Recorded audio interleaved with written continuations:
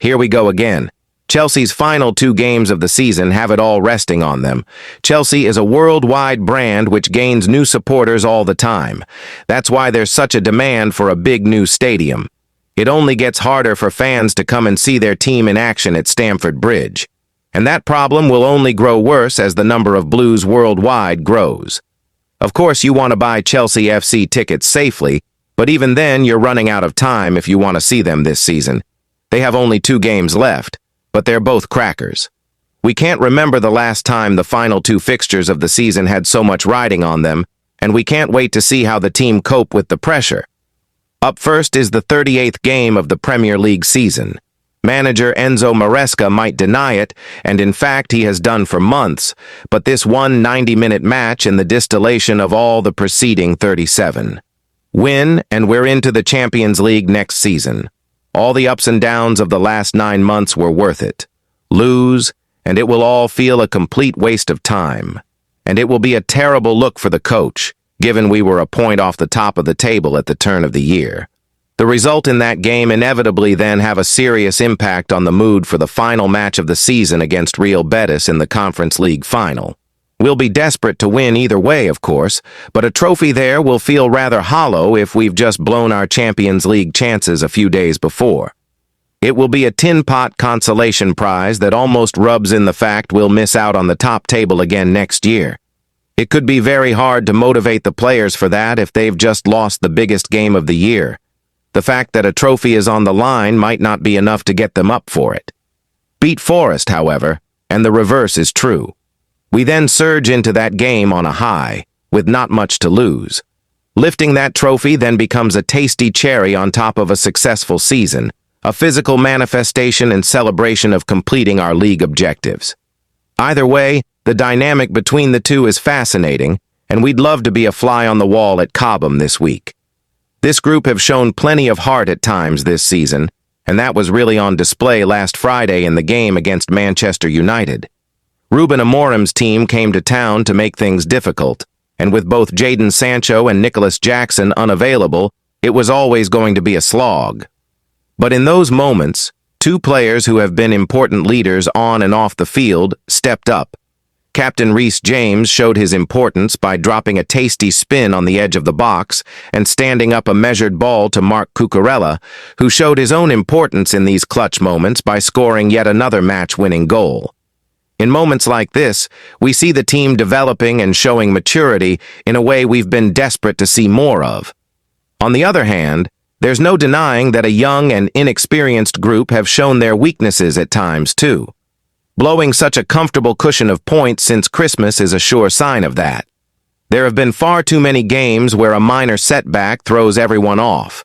For all the quality in the team, there can be a lack of vocal leadership to put everyone back on the right track when something goes wrong. The fans have seen it so often that their anxiety grows the moment we concede, or sometimes even before that. Some nervy play at the back is often enough to get the crowd grumbling, that then feeds into the players, and a negative spiral begins.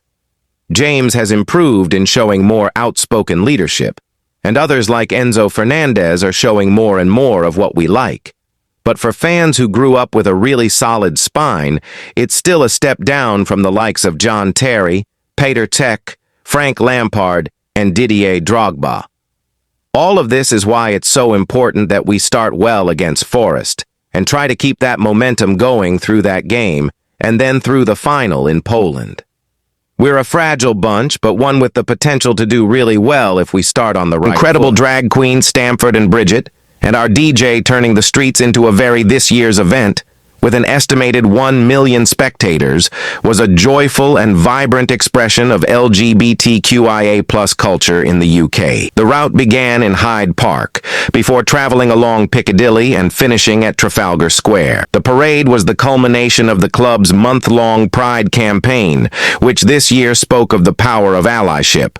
The club stands proudly in solidarity, allyship, and community, and firmly believes that whoever you may be, you are Chelsea, Chelsea party. Chelsea highlighted this by beginning the month with a video sharing the stories, faces, and voices of the LGBTQIA+ community. You can watch the video, which features former Chelsea and England international star Anita Asante, herself a member of the LGBTQIA+ community, here.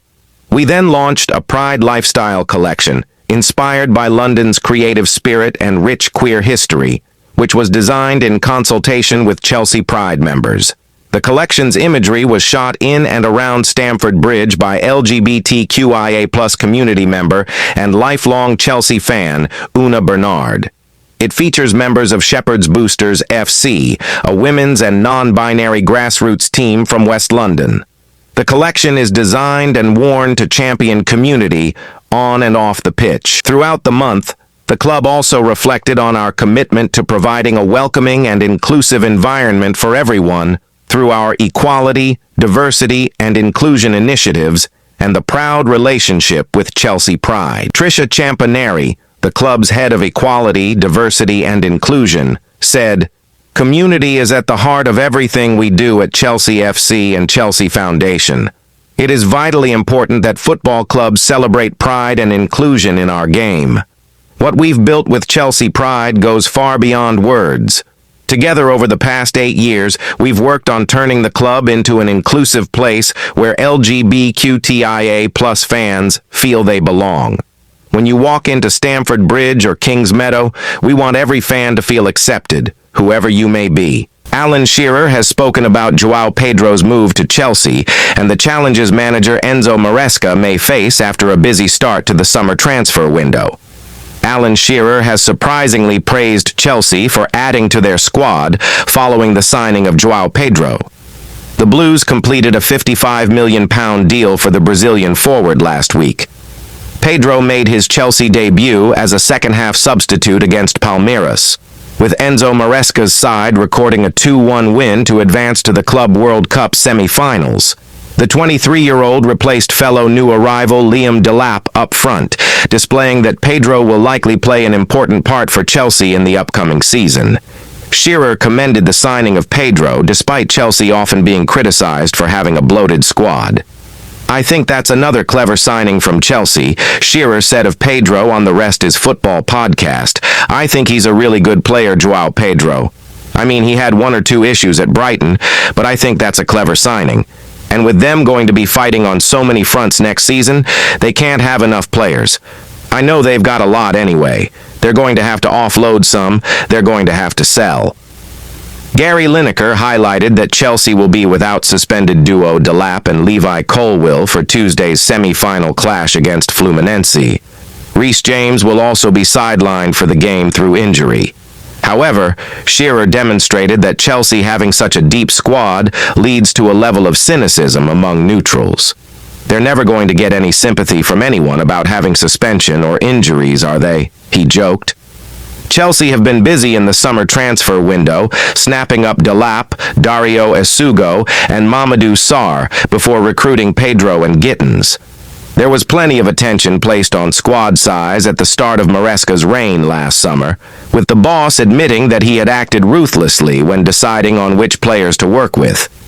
"At the moment, with the squad that we have, I am working with 22, 23, or 21 players. Not with the 42 players, otherwise it is impossible," Maresca explained last year. "It is impossible for any manager in the world to make a session with 45 players. It's impossible. You cannot do that." Chelsea successfully managed players' minutes as they juggled their top 4 Premier League finish with their Europa Conference League triumph last season. However, one area the Blues were deemed to be lacking was competition for Nicholas Jackson up front, which the club have addressed through the signings of Delap and Pedro.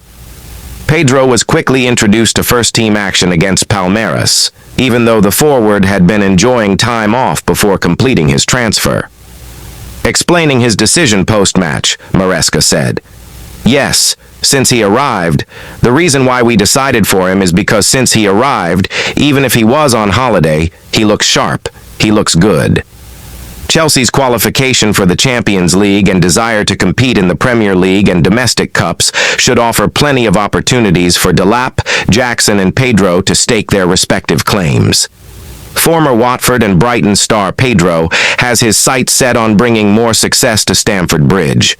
I was one of the ones to watch Chelsea. They had brilliant players in the past, have brilliant players now. It's a big club. I think that's why I chose to join Chelsea, Pedro said after signing for the club.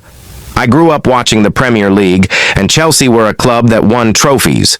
So, when you join Chelsea, you can only think one thing: to win trophies. Every competition, you have to think, I play for Chelsea, and that is my ambition. Chelsea have made a fifth signing of the summer in bringing the Borussia Dortmund star to the club. Jamie Gittins has become Chelsea's fifth signing of the summer, penning a 7-year deal with the Blues after completing a £52 million move from Borussia Dortmund. Gittins joins Dario Isugo, Mamadou Sarr, Liam Delap, and João Pedro as new additions to Enzo Maresca's squad for the 2025-26 campaign.